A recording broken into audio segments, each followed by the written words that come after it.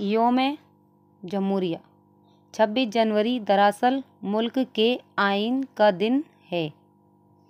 26 जनवरी को जमहूरी हुकूमत कायम हुई।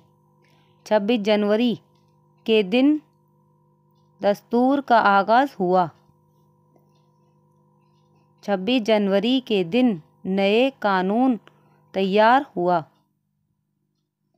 26 जनवरी के दिन से मुल्क मज़हब की बुनियाद पर हुकूमत नहीं करेगा। 26 जनवरी 1950 को हिंदुस्तान आज़ाद हुआ। 26 जनवरी हिंदुस्तान का कौमी त्योहार है। हर साल इस दिन हिंदुस्तानी परचम लहराया जाता है।